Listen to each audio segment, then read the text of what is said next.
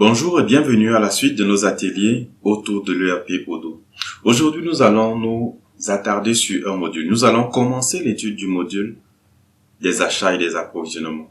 Mais pour gérer ce module, nous n'allons pas simplement utiliser le module des achats pour un début. Nous allons faire un test. Nous allons procéder à un approvisionnement, à l'achat d'un équipement de A à Z jusqu'au paiement. Et pour cela, donc, nous allons utiliser les achats, les stocks et la comptabilité, du moins la facturation.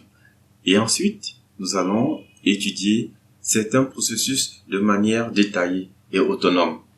Sans plus tarder, connectons-nous à notre base de données et regardons comment cela se passe.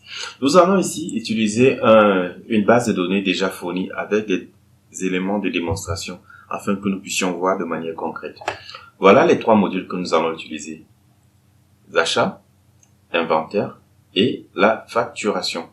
Dans le module des achats, si on entre, on se rend déjà compte que nous sommes là dans un tableau. Sur un tableau et nous allons enregistrer cet élément.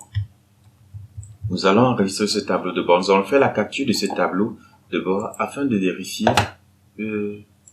l'évolution de nos travaux de manière automatique. Alors, je fais cette capture-là. Ce qui m'intéresse ici, ce sont ces coûts, ici et là. On a, dans le module des achats, on a la possibilité de demander des prix. Alors, ça veut dire, vous voulez acheter des équipements, mais vous ne connaissez pas effectivement le bon prix. Alors, vous faites une demande pour vous envoyer à votre fournisseur et il vous confirme. Vous pouvez directement faire le bon de commande et vous pouvez créer votre fournisseur. La gestion des produits, naturellement, c'est ici que vous créez des produits et les différents types de produits. Voilà nos produits que nous avons déjà créés. Ça, c'est pour les prochaines vidéos certainement. Les analyses des achats, ça nous permet de comprendre qu'est-ce qui s'est passé, qu'est-ce que nous avons acheté, selon plusieurs critères que nous souhaiterons utiliser. N'oublions pas nos regroupements, nos tris et ainsi de suite. Il y a tellement d'éléments. C'est une bonne chose. Après, nous avons une table de bord aussi là, mais qui ne fait pas forcément partie du module des ventes, mais qui peut déjà nous faire voir un peu. Ah non, ça c'est plutôt dans le module des achats, des ventes, pardon. Ok. Si on revient dans notre module des achats, la configuration, ça, on en a suffisamment parlé, qui nous permet de configurer nos différentes options d'achat. Approbation de commande, versement, convention d'achat, contrôle de facture, et ainsi de suite, logistique. On va faire un bon de commande. On va simplement cliquer sur bon de commande nouveau. On va entrer le nom du fournisseur. On va chercher fournisseur. On peut prendre DecoAddict. Échéancier de commande, on n'a pas forcément besoin. On va prendre la devise en CFA. Arrivée prévue, on n'a pas forcément besoin. Mais ce qui nous intéresse ici aussi, c'est les différents produits. Là, si vous n'avez pas ces éléments ici, vous pouvez commencer à les saisir. Mais si vous n'avez pas aussi, vous pouvez dire chercher. On peut dire lampe LED. Lampe LED, quantité, on va commander 500. À hauteur de 15 000 francs la lampe. On va chercher encore un autre produit. Gramme à moi. On va prendre 80 à hauteur de 75 000 francs. Bon, à tous ces produits-là, on va mettre exonéré de TVA pour ne pas avoir de soucis. Exonéré, ou alors on enlève la TVA directement. Ce qui nous intéresse, c'est ces éléments principalement. Parce que le reste tout autour, vous aurez le temps. Vous aurez le temps de vous documenter. Conditions de paiement, on peut dire conditions dans 45 jours, ainsi de suite. On revient là. Ces éléments, vous les connaissez déjà. En fait, là, on enregistre. Là, actuellement, nous sommes dans une demande de prix qu'on peut imprimer. En imprimant la demande de prix, on aura un document similaire à celui-ci. Une demande de prix. Ceci dit, dès que la demande de prix est imprimée, on envoie au fournisseur. On peut aussi envoyer au fournisseur directement par mail. Dès que le fournisseur reçoit la demande de prix, il peut valider en nous disant ce sont des prix, effectivement, ou alors on peut les ajuster. On considère dans notre cas ici que le fournisseur ait approuvé les prix. Il dit, ok, les prix en question, 15 000 sont des bons prix. Alors, dans ce cas, on confirme la demande. Et une fois qu'on a confirmé la demande, on peut envoyer le bon de commande par mail ou alors on peut l'imprimer. Si on imprime le bon de commande, on considère déjà que le bon de commande est envoyé au fournisseur, qu'il a reçu et qu'il s'apprête à venir nous livrer selon nos conditions. Voilà à quoi ressemble le bon de commande numéro P00010, et ainsi de suite. La mise en forme n'est pas terrible, mais c'est à vous de faire la mise en forme. Ça, on pourra le voir après. Maintenant, le bon de commande est envoyé et on considère qu'on va réceptionner les articles. On peut le réceptionner de 3 manières. Donc, on peut avoir accès en 3 manières en fonction de nos habilitations. Ici, rappelez-vous, l'utilisateur Michel est un administrateur. Donc, il a les habilitations dans tous les modules, donc il peut quitter d'un module à l'autre. En cliquant ici, par exemple, il se retrouve directement dans le module des inventaires. Comme en cliquant aussi ici, il se retrouve dans le même module des inventaires pour effectuer cette réception.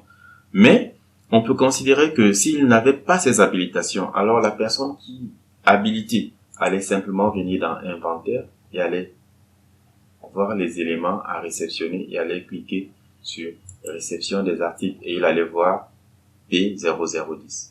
Là, nous ne sommes pas encore dans le module des inventaires, nous sommes dans le module des achats, rappelons-le. Je reviens sur notre bon de commande ici. Mais là, il y a quelque chose qui a évolué ici. Rappelez-vous, j'avais fait une capture d'écran.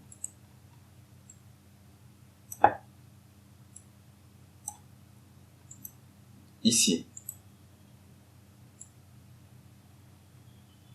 on avait la valeur moyenne de la commande, c'était 3 700 000. Aujourd'hui, elle est passée à 7 millions. Acheter ces 7 derniers jours, on avait 7 500 000. Là, on a 21 millions. Oui, effectivement, c'est parce que nous venons de faire des achats. Donc, c'est la raison pour laquelle j'ai fait cette capture pour vous montrer que, effectivement, les éléments évoluent. Ici, de l'autre côté, à envoyer, on n'a rien à envoyer, on n'avait rien en attente, et on n'a rien en retard. C'est parce que nous avons continué notre principe. Mais si nous n'avons pas envoyé, ainsi de suite, on allait avoir ces éléments ici. Il fallait simplement cliquer là. Si on clique sur éléments à envoyer, on a tous ces éléments et vous voyez ici que c'est sous la forme de demande de prix. En retard, c'est les mêmes éléments. Alors, on peut simplement décocher là pour revenir à l'état normal. Notre bon de commande était déjà bon, alors on clique simplement sur ça et on va considérer qu'on reçoit des articles. Le fournisseur, il est à notre porte du magasin, il a cogné, on ouvre le magasin et on va réceptionner les articles. Alors, on a la lampe LED 500, ainsi de suite. On peut dire valider, et si on clique sur valider, automatiquement. Mais on va dire que pour les lampes LED, on n'a pas reçu 500. On a commandé 500, mais on n'a pas reçu 500, on a reçu 400. Mais pour les grandes armoires, on a reçu 80. Alors, qu'est-ce qu'on fait? On a tous ces éléments date prévue, on clique seulement sur valider. Valider, ça veut dire qu'on a reçu. Et là, le système nous dit non, attention, vous avez commandé 500, mais vous avez réceptionné 400. Qu'est-ce que vous faites? Est-ce que vous créez un reliquat ou non? On dit ok, on réceptionne les 400 et on va passer notre commande, un autre jour. Donc, pas de reliquat.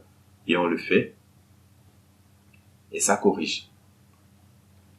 Vous voyez un peu? Ça corrige, on dit lampe LED, 400, on a reçu 400, donc il y a un reliquat 200 qu'on a abandonné. On peut imprimer les étiquettes, on peut imprimer le bon, et ainsi de suite. Les étiquettes et tout ça, c'est à vous de le faire dans la suite, parce qu'il y aura beaucoup d'exercices, il y aura beaucoup de possibilités de faire des applications. Lorsqu'on a imprimé le bon de livraison ou de réception, voilà un peu notre bon de réception. Pas terrible, parce que nous n'avons pas fait des configurations, mais on le fera peut-être. Alors, notre réception a été faite. Si on revient sur notre bon de commande, ici, vous voyez, reçu 480, facturé 00. Alors, préunité, on n'a pas créé de facture, oui, mais cependant on a reçu, on peut simplement cliquer sur créer une facture, puisque notre super administrateur, Michel, a toutes les autorisations.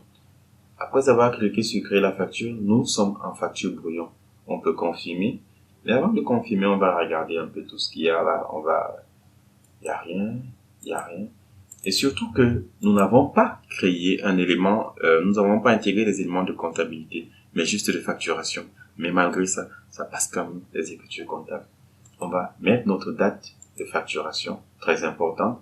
On pouvait mettre la référence de la facture si on voulait, et on peut confirmer notre facture.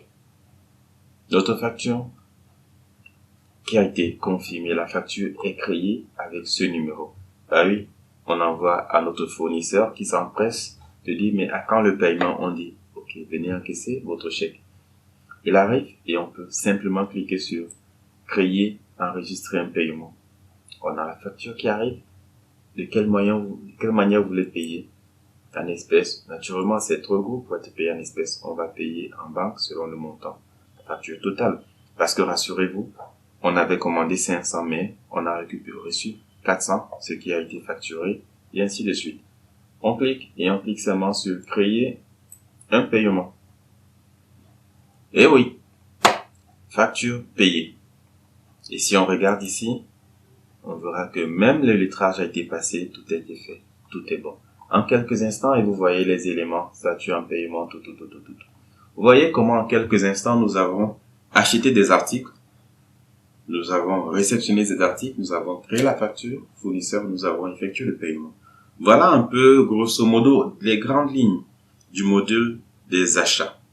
Maintenant, comment créer le fournisseur, comment créer les articles, comment créer les variantes d'articles, les unités de mesure et tout ça.